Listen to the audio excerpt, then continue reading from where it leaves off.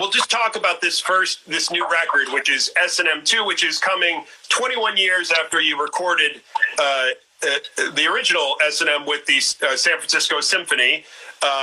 And I want to understand something. I have seen multiple concerts with orchestras, and sometimes they're amazing, and sometimes they don't work. Where does this one fall? Come off like a little like string sections over like the Chips soundtrack. It's hard to do drums. It's hard to do electric guitar. I am pleasantly impressed by the sound of this double album. And I want to understand from you, it's not easy. People maybe don't understand. How do you meld Metallica's sound with the San Francisco Symphony properly? Well, obviously, there's a couple different answers to that. But as far as the sound is concerned, Greg Fiddleman, who's been producing and engineering our records for the last 12, 13 years, he's got a lot to answer for. He has done an incredible job. And the early reports that are getting back to me is that people are very pleasantly, not surprised, but they love the sound of the record, just like you said.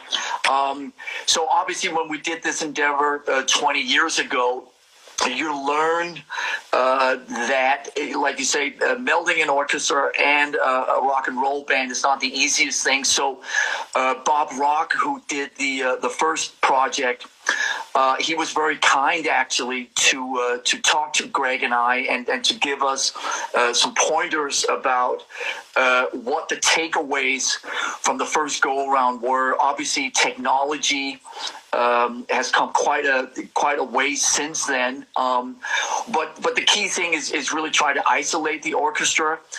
20 years ago on the first album, the orchestra and Metallica were there was no way you could sort of separate them, and it was quite a cluster beep, and at the time, and this time, Greg really separated the orchestra, separated Metallica, and he got way out in front of it. And so it was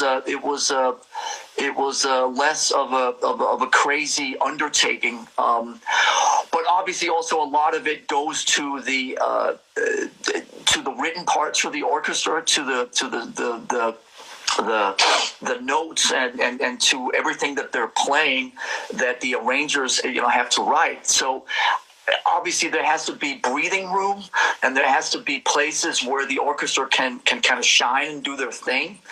And so Michael Kamen, who wrote all the orchestral arrangements 20 years ago, and then Bruce Coughlin, who wrote all the 10 or so new songs that we brought into the project this time around, they have a lot to answer for on that front.